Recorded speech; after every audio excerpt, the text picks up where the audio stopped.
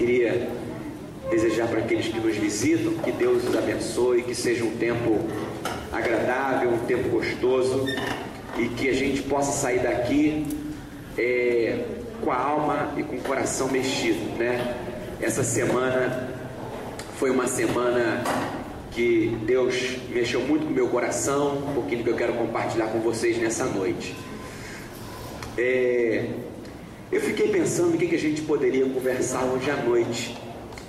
E aí eu comecei a pensar sobre muitas coisas que a gente comumente, fala. Mas eu comecei a pensar que existem coisas que a gente vai ouvindo e que elas produzem sentimentos diferentes. Às vezes você fala sobre a necessidade de você orar mais, de você ler mais a Bíblia. E esse tipo de fala, em algumas pessoas gera um despertamento. E elas falam assim, não, realmente, eu preciso realmente ler mais a Bíblia, preciso orar mais, eu preciso mudar com a minha família, eu preciso ter mais tempo com a minha esposa. E essas reflexões acabam de alguma forma gerando um ânimo, uma disposição nova. Mas às vezes, esse tipo de fala, ele gera um certo desconforto no coração. Não porque a pessoa não queira ouvir, mas porque para ela, esse tipo de situação é algo que ela vem lutando, mas ela não consegue lidar com isso. E muitas vezes gera uma angústia, gera uma tristeza, não produz às vezes uma mudança. Por quê? Porque ela não sabe como lidar com isso. Existem coisas na nossa vida que a gente não sabe lidar com elas. A gente sabe que precisa, a gente quer isso, mas a gente não sabe como fazer isso. E aí, eu fui lançado para um texto, que na verdade eu acho que já li umas 2 vezes aqui, uma no domingo pela manhã, onde eu faço aquela reflexão de 5 minutos, 10 minutos, e terça-feira, onde eu falo durante uns 15 minutinhos. Inclusive, terça-feira passada, eu comentei bem rapidinho, bem passando sobre esse texto, mas aí essa semana eu gastei um tempo, emergi nesse texto, e vi que esse texto, ele vai ajudar aqueles que sabem que precisam ser feitos e que não conseguem fazer, e aqueles que se sentem motivados quando são desafiados. Então eu queria que vocês abrissem comigo as suas Bíblias no livro do profeta Jeremias, no capítulo de número 2. Profeta Jeremias, capítulo 2, a gente vai ler do verso 1 até o verso de número 12. Se você estiver sem Bíblia, fica do lado de quem está, se alguém puder auxiliar aí, para a gente juntos acompanharmos essa leitura.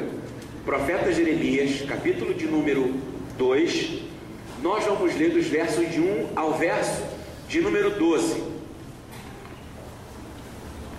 Eu acho que de quebra, a gente vai falar sobre vida conjugal também. Todo mundo achou? Jeremias, capítulo de número 2, verso 1 ao verso de número 12. Diz assim: a mim veio a palavra do Senhor dizendo: vai e clama aos ouvidos de Jerusalém, assim diz o Senhor, lembro-me de ti, da tua afeição quando eras jovem, do teu amor quando noiva, e de como me seguias no deserto, numa terra em que não se semeia. Então Israel era consagrado ao Senhor, e era as primícias da sua colheita. Todos os que devoravam se faziam culpados. O mal vinha sobre eles, diz o Senhor. Ouvi a palavra do Senhor à casa de Jacó e todas as famílias da casa de Israel.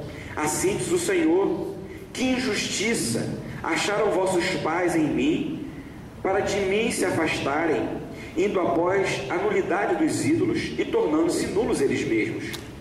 E sem perguntarem: onde está o Senhor que nos fez subir da terra do Egito, que nos guiou através do deserto, por uma terra de ermos e de covas, por uma terra de sequidão e sombra da morte, por uma terra em que ninguém transitava, na qual não morava homem algum.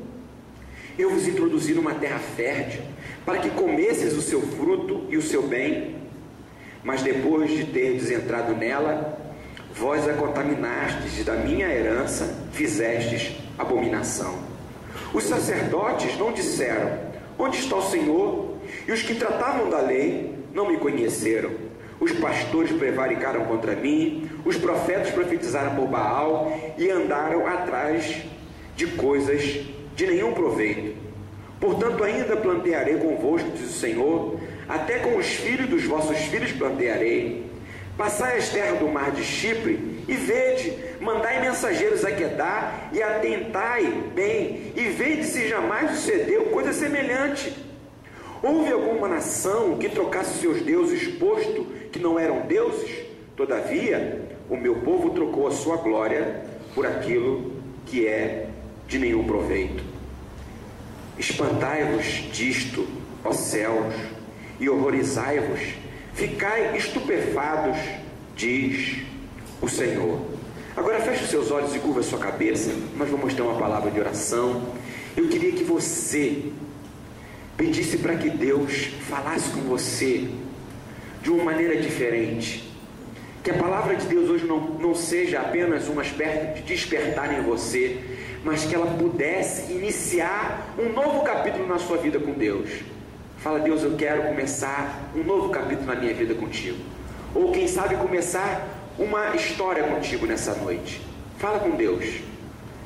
Jesus, nós estamos aqui porque nós temos interesse de ouvir a tua voz. De fato, o motivo, a razão de estarmos aqui é porque nós acreditamos que todas as vezes que nós nos reunimos em teu nome, a tua palavra, quando é pregada, ela de alguma forma produz em nós mudança, reflexão.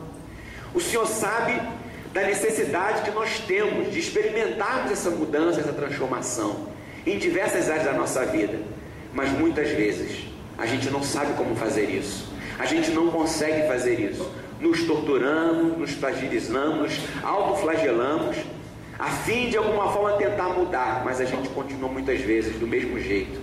Mas hoje nós queremos crer no poder do nome de Jesus Cristo, e que essa palavra vai mexer com a nossa vida, com a nossa alma, de uma forma tão profunda e tão intensa, que de fato viveremos uma vida contigo diferente, em nome de Jesus. Amém. Eu não sei se vocês, tira o retorno para mim, eu não sei se vocês observaram nessa fala de Deus com Jael, se vocês perceberam que Deus fala de um marido que se sente traído por sua mulher, né? A Bíblia muitas vezes essa figura de Deus sendo o marido e a igreja sendo a esposa. E Deus fala de uma maneira carinhosa, de uma maneira afetuosa, de uma maneira bonita. Eu fiquei assim, tão impressionado com a ternura com que Deus começa tratando do problema. É verdade, ele vai apontando uma série, mas ele começa falando desse processo que Jael viveu de uma maneira terna, amorosa, carinhosa. O verso de número 2, ele vai dizer: lembro-me da tua afeição quando eras jovem, do teu amor como noiva, quando me seguias pelo deserto. Deus está falando que ele lembra de como Israel amava-o de uma maneira tão intensa, tão profunda, né? E a gente que, todo mundo, eu imagino, né, que já teve algum tipo de relacionamento, a gente sabe que no início do relacionamento, aquela paixão, aquela coisa gostosa, aquela coisa maravilhosa, mas diz a palavra de Deus que o tempo foi passando e Israel foi se esquecendo. Deus deixou de ser a coisa mais importante da vida de Israel. E esse processo foi se dando de uma maneira sem que Deus, assim por assim dizer, entendesse. Ele pergunta: o que eu fiz? Qual injustiça injustiça que eu cometi? Qual atitude que eu pratiquei com vocês para que vocês me abandonassem? Deus está estupefato, perplexo, de não conseguir entender alguém que o amava tão intensamente, de repente o abandona sem a menor justificativa plausível. Qual injustiça? E ele fala: eu percebi que durante esse processo não houve ninguém que mediou essa relação para de alguma forma tentar reconciliar-nos. Ele disse: aqueles a quem eu separei para ser um meio de reconciliação não funcionaram. Os sacerdotes não perguntaram onde estava Deus, os representantes do povo de Israel. Ele disse: os pastores, os governantes, ninguém se deu conta e falou: vamos olhar para Deus. Ninguém foi a meu favor, ninguém chamou atenção para essa relação que estava sendo rompida. Ele disse: nem mesmo os profetas, que eram boca minha para o povo, eles abdicaram de falar a meu respeito e passaram a falar através dos outros deuses, ou seja, em favor dos outros deuses. E Deus então se encontra perplexo. Ele diz: olha, vocês vão lá para o lado do ocidente, vejam se vocês vejam algum povo que jamais abandonou o seu Deus e trocou, mas Israel me trocou. E aí, Deus figura alguém que se sente realmente traído por alguém que sempre manifestou amor e compaixão. Ele diz: horrorizai-vos, céus, mundo, veja o que está acontecendo. Parece um grande teatro de Deus, para de alguma forma, na verdade, quem está traduzindo essa linguagem é o profeta Jeremias. Ele está traduzindo aquilo que ele está vendo que o povo está fazendo. E aí, eu fiquei pensando nessa palavra, e como eu disse no início, talvez o grande angústia que a gente viva na nossa vida com Deus, em nós não conseguirmos resgatar algumas coisas que a gente está vivenciando, não conseguir estabelecer algumas coisas para a nossa vida, é porque na verdade a gente já rompeu a relação com Deus. O fato de nós estarmos aqui na igreja não significa absolutamente muita coisa. Não vou dizer que não significa nada, mas não significa muita coisa, porque na verdade a relação, qualquer relação que se dá com alguém, ela não se dá em público, mas ela se dá na intimidade da casa. A gente conhece um casal não no que eles manifestam em público, mas é quando o quarto fecha a porta e estão eles dois lá dentro, é que a gente sabe como é essa relação. Muitas vezes a gente vem para cá, bate palma, louva a Deus, mas a pergunta é: como é essa relação com Deus fora dos olhos dos demais? Então, eu fiquei pensando que cada um de nós, em alguma medida, viveu essa relação que Israel viveu. Se não viveu, vai viver. Porque em todo relacionamento há esse momento de intensa entrega, de comunhão, de aprofundamento. Mas a verdade é que quando o tempo passa, a gente vai perdendo isso se a gente não cuida. E aí a gente tem a necessidade de resgatar ou redescobrir isso que a gente acabou. Quantos aqui que estão casados, mas percebem que o relacionamento já não é mais aquela relação? Alguns se acostumaram, né? É assim mesmo. Vida conjugal é assim mesmo, o tempo vai passando. A mesma coisa na vida com Deus. É verdade, quando você amadurece, né? Aquela coisa de jovem, dá aquele beijão de língua na frente de todo mundo, isso não precisa mais disso. Mas não quer dizer que a gente não deve perder o romantismo. O romantismo não pode acabar, mas a verdade é que às vezes acaba, e isso também acontece na vida com Deus. Por que eu estou dizendo? Porque Deus, ou o profeta Jeremias, descreve a relação de Deus com o seu povo como uma relação conjugal. Minha noiva, me seguias no deserto. Então nessa noite eu queria falar com vocês sobre redescobrindo o amor por Deus. Pode ser que ao longo da sua vida, da sua caminhada, você viveu momentos intensos na sua vida com Deus, mas ao longo dessa caminhada você foi perdendo e não se deu conta. E lá pelas tantas, algumas coisas chegam a incomodar você. Já viu o relacionamento quando acaba? O casal fica às vezes evitando o outro. Ele não quer saber.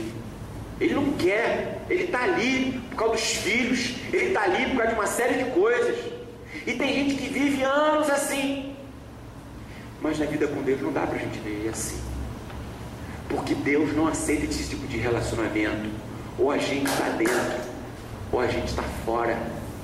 Ou a gente vive intensamente essa relação de verdade, ou então a gente está perdendo nosso tempo. Mas eu quero dizer para vocês que é possível a gente viver à medida que a gente vai redescobrindo esse amor. E é sobre isso que eu quero falar com vocês nessa noite. Eu queria falar sobre 4 atitudes que eu e você precisamos ter para que a gente consiga redescobrir esse amor. E aí talvez sirva para o seu casamento, sirva para as suas relações sociais, interpessoais. E eu queria que você guardasse isso. Talvez você não trouxe uma caneta para você anotar, mas a gente vai estar gravando a mensagem, você vai poder depois pegá-la, a gente vai postar no Facebook. Você pode guardar, porque é um exercício para a sua vida inteira. Primeiro lugar, para redescobrirmos o amor por Deus, precisamos criar meios de sairmos da rotina religiosa. A primeira coisa que eu aprendo quando eu ouço esse discurso de Deus, eu entendo que a primeira coisa que eu e você precisamos fazer é sairmos da rotina da religiosidade. Verso 2 e verso 3, olha o que diz: vai e clama aos ouvidos de Jerusalém, assim diz o Senhor, lembro-me de ti, da tua afeição quando eras jovem, do teu amor como noiva, e de como me seguias no deserto, numa terra em que não se semeia. Então Israel era consagrado ao Senhor, eram as primícias de sua colheita. Todos os que devoravam se faziam culpados, o mal vinha sobre eles, diz o Senhor. Jeremias fala dessa relação como uma relação de apaixonado, de gente que passa horas. Eu me lembro uma vez que eu namorava uma menina e nós passamos umas 7 horas juntos e eu nem me dei conta, né? Desculpe aqui me lembrar os mais novos, né? Mas tem uma música, o Jorge Chalou lembra disso, o pessoal mais da antiga, né? Tem uma música do Roberto Carlos, né? Que ele dizia que quando ele estava com a namorada, o tempo passava depressa e ele não sentia a hora passar, e a coisa, de repente, quando ele se distanciava, ele dizia que ele corria demais para estar junto dela. É uma música antiga aí, né? Mas eu me lembro que é exatamente essa relação. Quando a gente está no início de um relacionamento, a gente vive intensamente essa relação, e aí o tempo passa, é aquela coisa maravilhosa. Eu costumo brincar com a minha esposa e falar assim: você mais não me beija mais, a última vez que você me beijou a gente estava no altar. Mentira, que não sei o que, né? Que europeu é meio assim, né? O jeito de expressar o carinho não é igual ao brasileiro, é aquela coisa, você sabe como é que é, né? Mas ela mais assim, contida e tal, e de vez em quando eu mexo com ela. E meus filhos beija, tem um pequenininho, beija, dá 1000 beijos assim. Tá bom. Parece que ela tá cansada de beijo. E na paixão é assim, gente de beijo, de abraço. Mas o tempo vai passando, a gente mal se cumprimenta, a gente mal diz boa noite, muitas vezes vai dormir, e a relação vai se esfriando. Por quê? Porque a gente vai começando a entrar numa vida rotineira. A vida espiritual é a mesma coisa. A gente precisa ter muito cuidado, porque a gente vai vivendo às vezes uma relação com Deus muito rotinária, onde a gente vem para a igreja, para o domingo, onde às vezes a gente faz a nossa oração, às vezes a gente cumpre os nossos compromissos, vamos dizer assim, eclesiásticos, separamos os nossos dízimos, mas na verdade a gente está vivendo dentro de uma rotina religiosa, e a gente tem que ter muito cuidado, porque foi exatamente o que aconteceu com Israel, e Deus está lembrando dessa relação lá do passado. Falou: poxa, no início você era tão apaixonado, vocês eram tão envolvidos, mas de repente vocês me me abandonaram. O texto diz: vocês me seguiam no deserto, numa terra de sequidão, onde não há como se plantar nem colher. E a paixão é isso aí mesmo. Quando a gente ama, a gente não quer nem saber se está a pé, se está direito, a gente quer estar junto, não é verdade?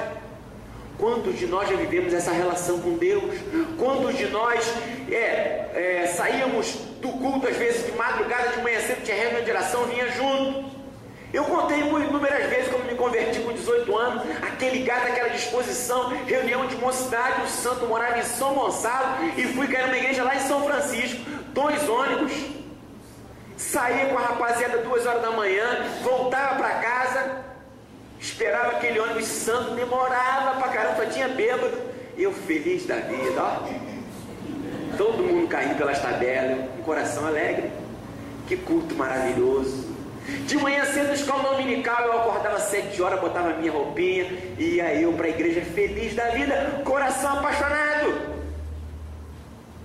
Mas aí, com o passar do tempo, a gente vai deixando a nossa vida começar num processo de rotina religiosa.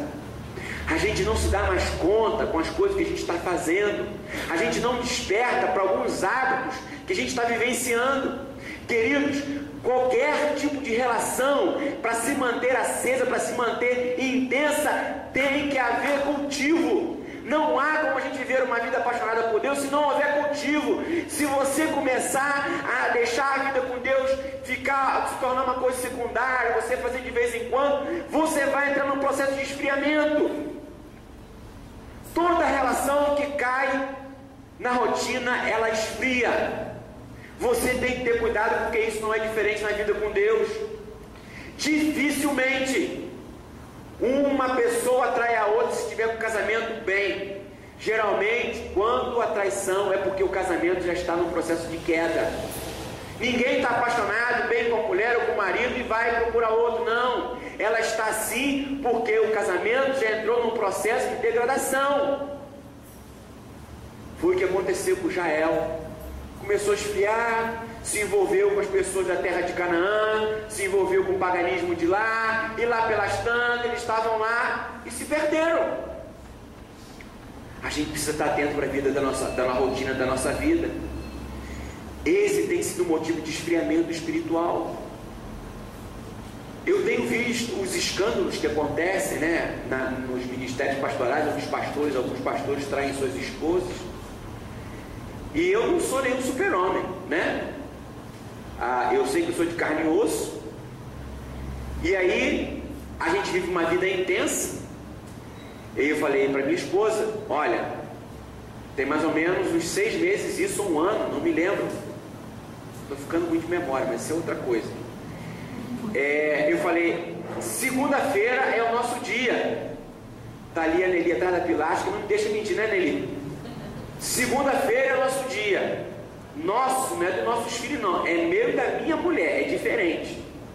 Porque esse negócio de nosso dia com um monte de filho em volta, isso não é dia de casal.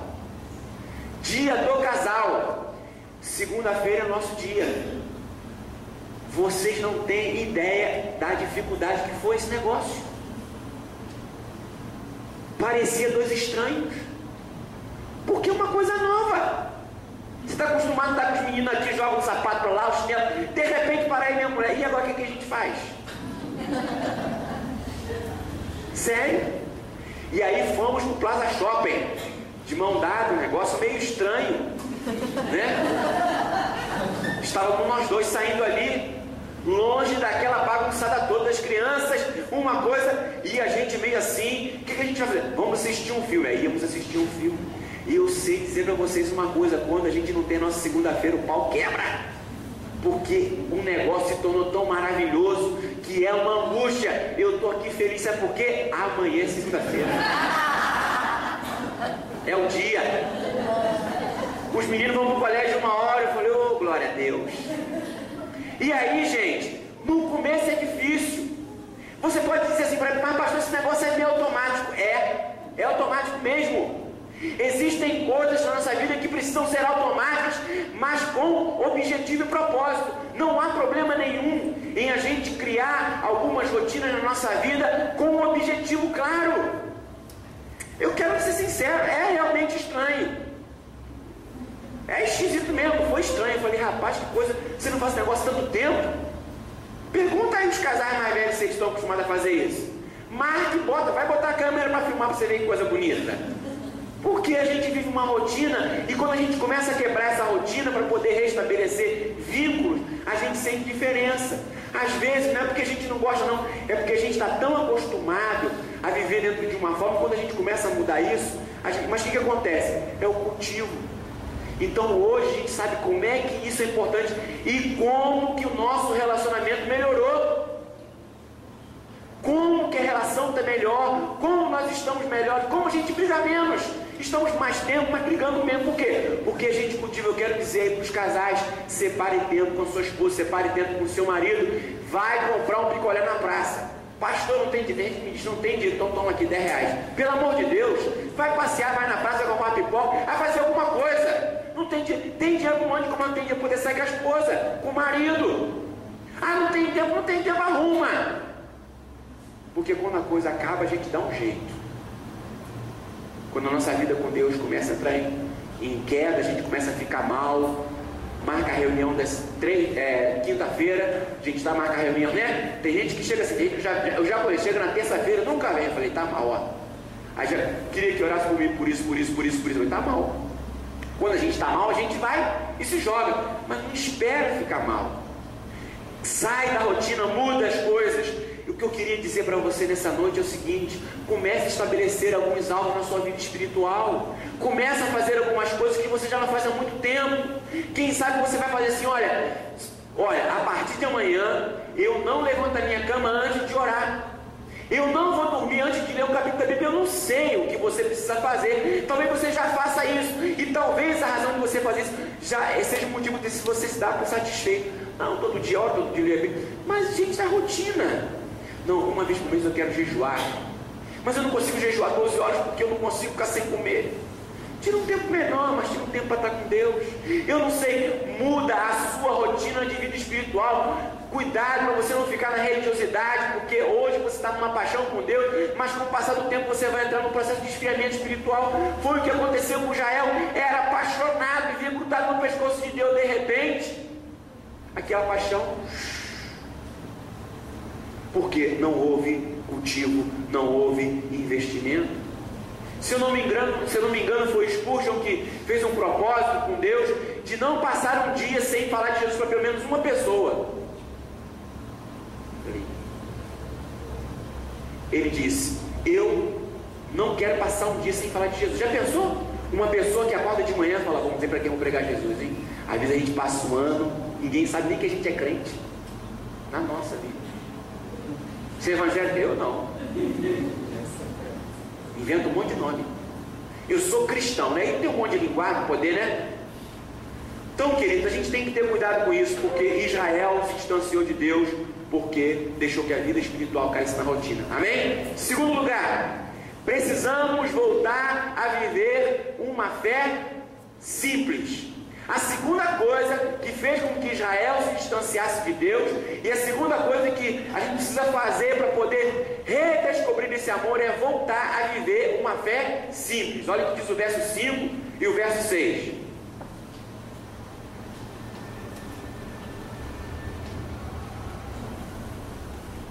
Assim diz o Senhor: que injustiça acharam vossos pais em mim, para de mim se afastarem, indo após a nulidade dos ídolos e se tornando nulos eles mesmos.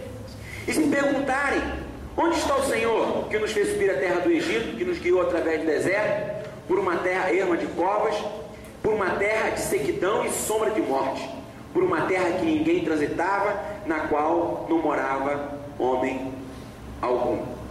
Aqui é uma pergunta retórica, né, de Deus através do profeta. Que injustiça eu cometi para que vocês me abandonassem? O que estava acontecendo? Israel começou a se envolver com os povos pagãos, os povos da terra de Canaã. Só que esses povos tinham as suas vaidades. Israel é tomado por esse sentimento de inveja, de vaidade, E Israel começou a deixar de viver aquela fé simples, porque ele queria incrementar a vida religiosa deles. O que acontece? A gente vai ver, por exemplo, que Israel no passado perdeu uma batalha para os filisteus. Aí quando Israel perdeu a batalha para os filisteus, qual foi a conclusão?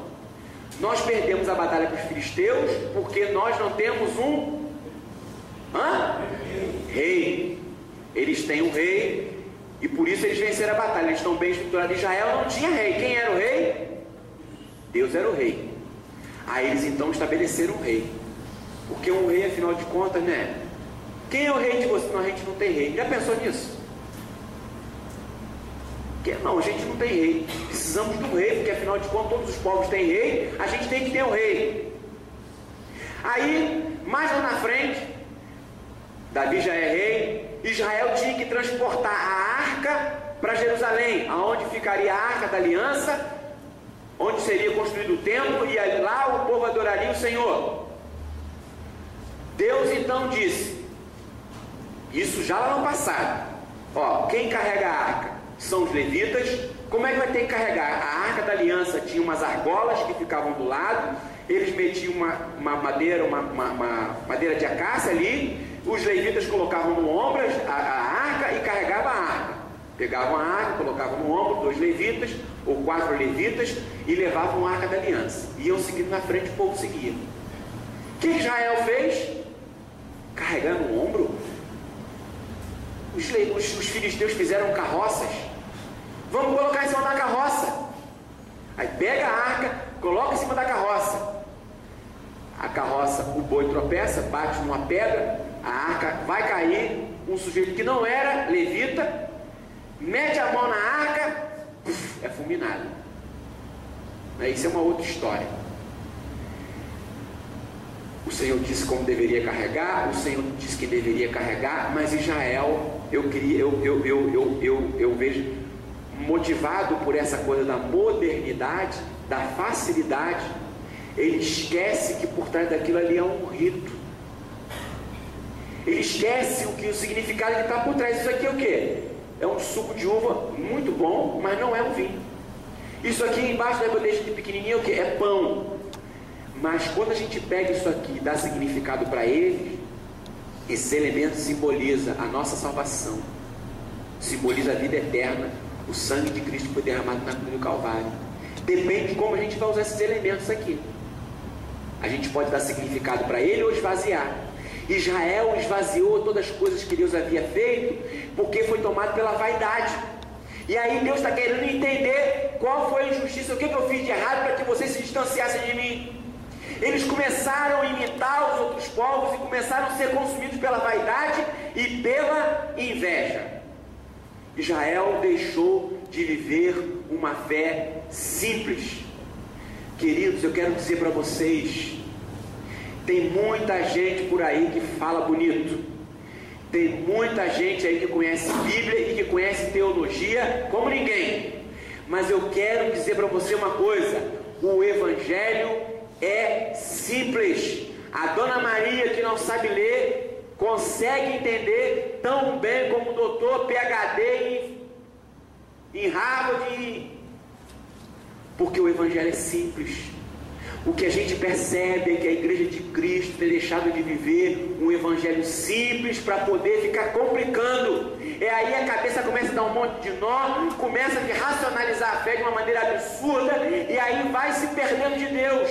A Bíblia fala que nós precisamos ser como crianças, que a nossa fé precisa ser fé de uma criança. Sabe o que é fé de uma criança? É uma fé obediente, é uma fé que confia, é uma fé que depende, é uma fé que se satisfaz com pouca coisa. Há muita gente insatisfeita porque deixou de viver um Evangelho simples. Infelizmente, muitos cristãos têm sido atraídos por alguns pregadores por causa da sua eloquência, por causa do seu português polido, por causa do seu ministério bem sucedido, por causa da sua igreja grande, por causa do número de membros que tem. Na verdade, o que atrai essas pessoas não é o que a simplicidade com que ele fala do Evangelho, mas é por causa do que ele transparece ser.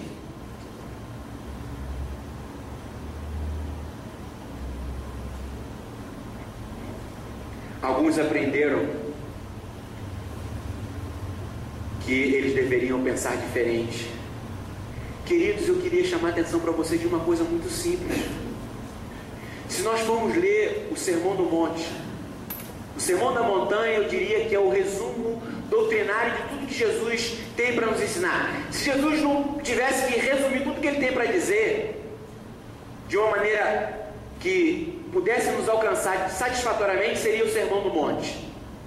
E no Sermão do Monte, Jesus fala das bem-aventuranças, ou fala das pessoas que são bem-aventurados. Eu não sei se vocês pararam para perceber quais são os bem-aventurados, ou seja, quais são os felizes no reino de Deus. Senão você vai lembrar. Mateus capítulo 5 vai dizer: bem-aventurado os pobres de espírito, bem-aventurado os que choram, porque serão consolados. Bem-aventurado os humildes de coração, porque herdarão a terra. Bem-aventurado os misericordiosos, porque alcançarão misericórdia. Observe que Jesus traduz que a vida cristã abençoada é a vida da simplicidade. Não são os grandes, não são os eloquentes, não são os conhecedores, não são aqueles que conhecem uma profunda teologia, que vão desfrutar das bênçãos que Deus tem, mas de gente que vive uma fé simples. O problema é que nós não queremos ser discípulos anônimos, mas a Bíblia está cheia de discípulos anônimos. Dorcas, lá em Atos, capítulo de número 8, vai falar de Dorcas, uma discípula de Jesus. Sabe qual era a função dela? Costurar a roupa dos pobres. Era um ministério. Gente que viveu de uma maneira simples, não teve citação, não foi Paulo que escreveu 13 cartas, não foi gente que fez grandes tratados teológicos, mas viveram de uma maneira que Deus se alegrou. Eu quero chamar a atenção de vocês para isso. A gente precisa voltar a viver uma fé simples, como a gente diria, o arroz e feijão. O que nos sustenta na nossa vida com Deus é o arroz e feijão. E aí você encontra às vezes pessoas com uma cabeça maravilhosa, aí você vai olhar para a vida espiritual, frangalhos. É muito bom para falar para os outros, mas ele mesmo, só ele, Deus, sabe como ele se encontra. Será que a gente não precisa voltar a viver essa fé simples? Uma vida com Deus simples. Tem pessoas que não conseguem entrar em determinadas igrejas, porque ela fala assim: poxa, essa igreja aqui, eu vou entrar aqui, poxa, essa parede, não vou nem colocar a mão, dá até nojo. E aí, gente, eu vou contar para vocês uma experiência que eu nunca mais me esqueci. Na época que o pastor Caio estava no auge, ele estava lidando com grandes lideranças do Brasil. Ele disse que uma vez ele saiu, um desses líderes aí, ele não disse o nome pra gente, mas ele disse que um desses líderes falava assim: vamos entrar numa igrejinha dessa simples aí? Aí ele disse que eles entraram numa igreja bem pobrinhazinha, numa assembleiazinha de Deus. Eles entraram na deles, ficaram quietos, o culto rolando, a pessoa estava no processo de conversão, e eles ali participaram do culto, quietos, anônimos, ninguém sabia o que eles eram.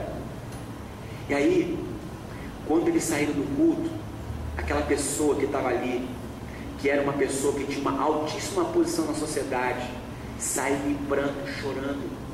Sabe o que ele disse? Pastor, eu estou tão impressionado com a fé dessas pessoas, porque a sensação que eu tive é que parece que elas conseguem pegar em Deus, elas conseguem tocar Deus, elas conseguem apalpar Deus, elas conseguem abraçar Deus de uma maneira que eu nunca vi. Uma fé simples de gente que muitas vezes não sabe nem conjugar um verbo direito, mas vive uma vida com Deus. Gente, talvez a razão pela qual você se encontre frio, desanimado, desmotivado, seja o fato de você estar vivendo uma fé que não é essa fé. Está com a mente cheia de conhecimento, cheia de filosofia, mas esvaziou-se do que é simples. Jesus era extremamente simples. Um erudito com saber? Sim. Conhecedor? Sim. Mas simples. Sentava numa praia para comer um peixe, bater um papo com os amigos, sentava numa mesa junto com os outros, estava ali. Mas a gente parece que esqueceu disso. E aí a gente vai se distanciando desse Jesus dos evangelhos, a nossa fé vai se esfriando. Amém? Terceiro lugar, precisamos rever quais têm sido os nossos referenciais de fé. Eu vou repetir. Precisamos rever quais têm sido os nossos referenciais de fé. Verso 8, olha o que diz.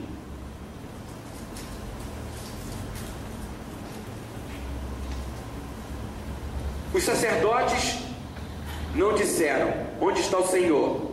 Os que tratavam da lei não me conheceram. Os pastores prevaricaram contra mim. Os profetas profetizaram por Baal e andaram atrás de coisas de nenhum proveito.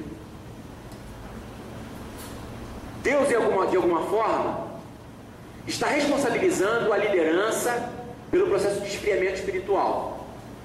Aqueles a quem Ele separou para ser um referencial para o povo, para ser um elemento de ligação e de trazer à memória do povo a comunhão com Deus, abdicaram das suas funções. Ele disse: os sacerdotes não perguntaram onde é que eu estava, os que conheciam da lei não falavam para o povo que eles estavam errados, os pastores deixaram de cuidar, os profetas deixaram de representar a mim, passaram a representar os deuses pagãos, e isso somou no processo de esfriamento espiritual.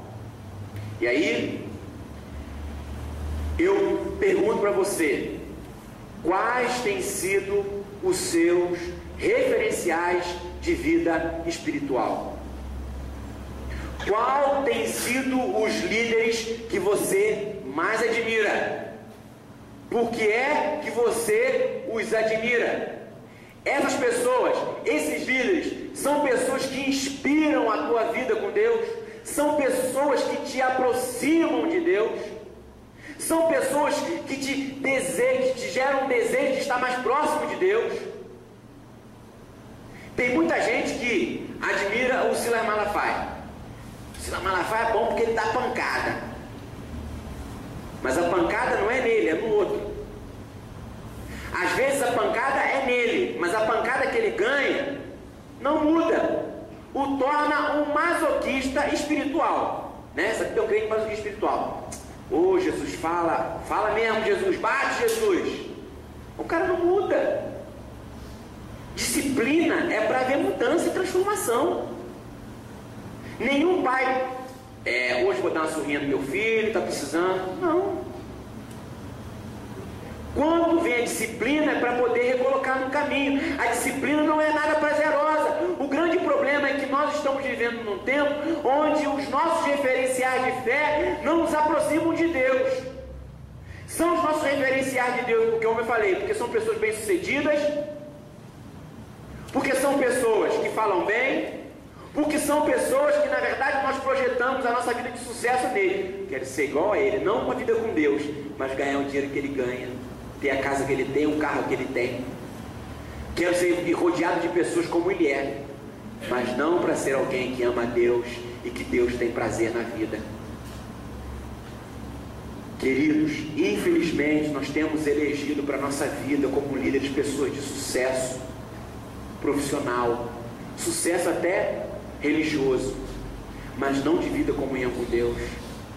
Às vezes é por causa da intelectualidade. Tem gente que se apaixona quando uma pessoa é brilhante.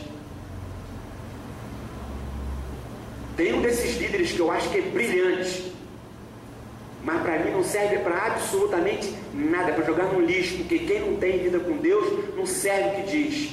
Eu não quero nem saber se presta, porque pode sair coisa ruim, então já me previno logo. Porque o nosso coração tem que ser moldado por Deus. O que a gente diz tem que nascer do coração de Deus no nosso coração. Não pode ser coisa que nasce só aqui na nossa cabecinha. Tem muita gente falando coisa bonita, a gente fica ouvindo coisa bonita, fica achando interessante, e lá pelas tantas a gente ouve um monte de porcaria e nem se deu conta de que ouviu. E lá pelas tantas a gente se vê contaminado. Pessoas que são atraídas por pessoas que possuem dons maravilhosos. Gente, dom não é sinal de espiritualidade. Queria dizer para vocês isso. Possuir dons miraculosos não tem absolutamente nada a ver com comunhão com Deus. Vou repetir o que tem falado pela 1000ª vez. O Senhor disse que nos últimos dias muitos chegarão diante dele e dirão: Senhor, em teu nome expulsei demônios, Senhor, em teu nome farei novas línguas, Senhor, em teu nome curei enfermos. Jesus disse: apartai-vos de mim, porque eu nunca vos conheci. Cuidado.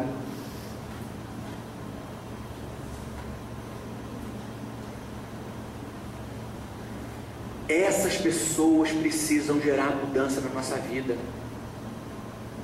Gente, não é só a gente chorar não, porque a gente tem pessoas que vivem uma fé muito emocional, mas é mudança mesmo, é a gente parar e começar a construir uma caminhada diferente, uma caminhada onde a gente possa estabelecer um processo novo para a nossa vida. Quais são as lideranças? Quais são as pessoas? Eliseu falou para Elias: Elias, eu quero porção dobrada do teu espírito. Aí Elias disse assim: tá bom, mas não fica muito. Não, ele falou: aonde você for, eu estou contigo. Eliseu colou com Elias, porque Elias era alguém que inspirava a vida com Deus. Eliseu falou: eu quero essa vida comigo, eu vou andar com esse cara. Se você quiser viver uma vida com Deus de novo, precisa andar com gente de Deus. Com quem você tem andado? Quais são as suas companhias? Quais são as pessoas que têm influenciado a sua vida? Elas de alguma forma vão afetar a sua fé. Eliseu disse: não, Elias, eu quero andar com você. Porque Elias era alguém que inspirava a fé de Eliseu. Eliseu viu em Elias alguém que era próximo de Deus. E de fato Elias foi o maior profeta do Velho Testamento. Gente, se você quiser ser uma pessoa de Deus, você tem que andar com gente de Deus. Eu não estou dizendo que você não pode ter amigo não crente, pelo amor de Deus. Os que não conhecem Jesus precisam do Evangelho. Mas o que eu estou dizendo é quais são as pessoas que têm inspirado a sua vida. Eliseu fez de Elias a sua inspiração, e ele foi alguém que fez de Eliseu um grande profeta, assim como Elias foi.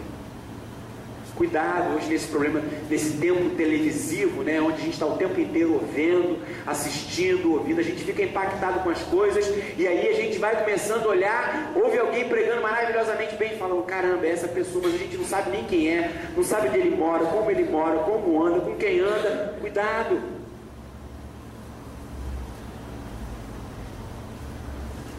E finalmente, em quarto e último lugar, precisamos entender que ser cristão é ser diferente. Simples, mas faz toda a diferença. Ser cristão significa ser diferente. Verso 10 ao verso 12. Passai as terras do mar de Chipre e vede. Mandai mensageiros a Quedar e atentai bem. E vede se jamais sucedeu coisa semelhante. Houve alguma nação que trocasse os seus deuses, posto que não eram deuses? Todavia, o meu povo trocou a sua glória por aquilo que é de nenhum proveito. Espantai-vos disto, ó céus, e horrorizai-vos, ficai estupefados, diz o Senhor. Olha que coisa interessante.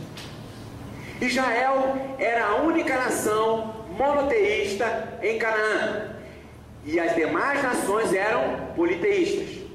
Israel era a única nação que tinha um único Deus. Mas vocês vejam que coisa desconfortável. Nós somos os únicos que temos um único Deus, todo mundo tem um monte de deuses, por que a gente vai ficar com um só? Ah, vamos arrumar mais um. Porque um só é pouco, é fraquinho. Olha quantos deuses eles têm 4, 5, 6, vamos arrumar mais deuses. E aí o que Israel faz? Veja que coisa interessante, Israel é tão diferente, ser cristão é tão diferente, porque nenhum povo trocava o seu Deus. Israel é o único que trocou. Diferente. Os deuses que os povos pagãos seguiam eram deuses falsos. Todos eles. Israel era o único que tinha o Deus verdadeiro. A essência é verdadeira. Mas a gente vive e fica querendo viver o tempo inteiro como se nós fôssemos diferentes. Parece que a gente vive aquele processo da adolescência, que a gente quer o tempo inteiro querer ser aceito, né? Aí você bota o cabelo vermelho aqui, verde aqui, porque a galerinha agora de cabelo vermelho e verde. Faz igual meu sobrinho, né? Minha irmã tá lá em cima. Mãe, compra pra mim um tênis, 170 reais. Eu falei,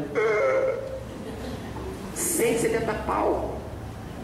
Quase metade do salário mínimo, coitada da minha irmã, não vou dizer quanto ela ganha não, mas ganha muito mal.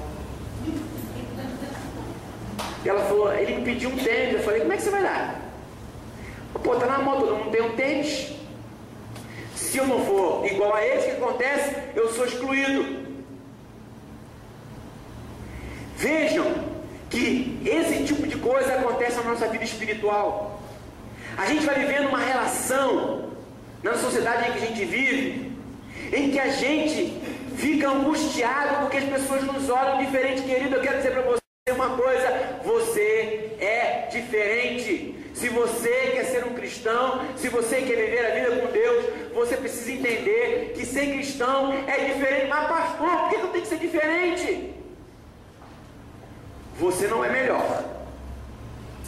Mas sabe por que a gente é diferente? Porque os valores de Deus são diferentes dos valores do mundo. Precisamos entender que os valores que a palavra de Deus tem para a nossa vida é completamente oposto aos valores que a gente tem na sociedade. Na sociedade trair é normal, na sociedade roubar é normal, na sociedade ser corrupto é normal, na sociedade tudo é normal, mas para Deus isso não cabe. E ser cristão significa carregar essa verdade e assumir essa verdade aonde quer que estejamos. E quanto mais a gente quer se tornar diferente, a gente se distancia de Deus, porque Deus não é igual ao mundo. Vós estáis no mundo, mas vós não sois do mundo. A palavra de Deus diz que nós somos peregrinos em terra estranha. A nossa pátria não é este mundo, mas é no reino celestial com Cristo Jesus. Aí a gente chega na faculdade, né? Cheio de vergonha. Meu Deus, tomara que não pergunte o que eu for. Gente, esse negócio é sério. Vocês vejam, vejam para um hotel com a minha esposa, tem aquela tal ficha que você tem que preencher na entrada. Tan, tan, tan, tan, tan, tan, tan. Profissão, pastor, a pessoa, ladrão. Né? É. Profissão, pastor. Vai alugar uma casa. Quem é o locatário? Qual a sua profissão, pastor? Não vai pagar. A gente vive essa regra. As pessoas nos olham diferente. E a gente parece que está ficando incomodado com isso, mas a gente não entendeu que a gente é diferente mesmo. E que o mundo vai muitas vezes gerar esse tipo de desconforto na gente. Mas foi exatamente por isso que Jesus morreu. Porque Jesus vivia numa sociedade onde todo mundo era igual. E ele disse: isso que vocês estão fazendo, eu não acordo, eu não aprovo, então me prega na cruz. Mas eu vou para a cruz, mas eu não vou viver igual vocês. Porque isso não é contra a palavra de Deus, contra os valores de Deus, contra os princípios de Deus. A gente precisa entender isso. Querido, Jesus não era bonito como eu. E a Bíblia diz que não tinha formosura nenhuma. Eu acho que tem alguma, né? Que nada nele atraía. No entanto, as pessoas queriam estar em volta de Jesus o tempo inteiro. porque havia algo nele que não era pela aparência dele, mas que estava dentro dele, que fazia com que as multidões o cercassem. Querido, as pessoas têm que cercar você, não é pelo que você aparenta, mas é pelo que você é, pela identidade que você tem, pelos valores que você tem. São esses valores que vão fazer com que as pessoas queiram estar com você. Se não for esses os motivos que as leva a estar com você, então que elas se distanciem de você. Não porque eu sou o único diferente, porque todo mundo bebe, porque eu não posso beber. Estou falando aqui contra a bebida, não. Cada um sabe da sua medida, do problema e da dificuldade, mas a gente precisa entender que a gente é diferente, sim. Nós estamos no mundo, mas nós não somos desse mundo. Nós não podemos ficar lutando contra essa natureza que Deus nos deu, a natureza espiritual. A gente precisa entender isso. Gente, sinto muito. Olha, quero dizer para você uma coisa aqui, hein? Jesus disse: aqueles que se envergonharem de mim diante dos homens, guarda isso, que você vai lembrar lá na eternidade, eu também o negarei diante do Pai. Guarda isso. A palavra de Deus diz que aqueles que se envergonharem de Cristo, aqui, quando chegar lá em cima, quando tiver só anjo e Deus, já fala: ih, rapaz, eu estou fora aqui, eu acho que eu tenho que descer. Mal-estar. Então a gente tem que, olha, isso aí já mexeu comigo, porque já passei por essa fase. Vai dizer que eu sou crente, ó. Mas a gente precisa assumir quem a gente é. Somos crentes, sim. Se as pessoas roubam, o problema é delas, eu não roubo. Se as pessoas mentem, o problema é delas, eu não minto. Se as pessoas fazem isso, o problema é delas, eu sou diferente. E eu quero dizer para você uma coisa: quando alguém pegar você em alguma falha e você estiver trabalhando, diz assim: fiz isso mesmo, mas eu estou lutando para melhorar. Não engana, não assume. Às vezes a gente tem que fazer isso durante muito tempo. Eu sempre digo isso: pegou numa coisa que você está trabalhando, olha, eu estou no caminho do crescimento, estou mudando, preciso mudar. Queridos, guarde uma coisa: o Evangelho não precisa das pessoas, as pessoas é que precisam do Evangelho. Nós não podemos baratear o Evangelho. Quem precisa de Deus são as pessoas, não é Deus que precisa das pessoas. Deus existe por si só, mas o ser humano sem Deus, ele não tem vida. Nós precisamos nos orgulhar do privilégio que Deus nos deu e dizer para quem quer que seja que ter carro, que ter dinheiro, que ter isso, que ter aquilo não quer dizer absolutamente nada. O grande bem na nossa vida chama-se Jesus de Nazaré. Esse é o tesouro que a traça não corrói, nem os ladrões roubam. O resto passa. A gente vai ficando velho, a doença vem, o dinheiro acaba, a gente morre, tudo passa. Queridos, meu desejo é que a gente possa caminhar nesse caminho de redescobrimento do amor por Deus. Eu não sei quais são os motivos que têm feito com que você tenha se distanciado de Deus. Eu realmente não sei. Mas talvez você precise mudar a sua rotina de vida, mudar o seu hábito, como você tem vivido. Talvez você precise, nessa noite, voltar a viver uma fé simples, uma fé que não exige de você coisas mirabolantes, mas coisas simples. Se você tiver fé como um grão de mostarda, Jesus dirá esse monte: lança-te o mar e será lançado. É uma coisa simples.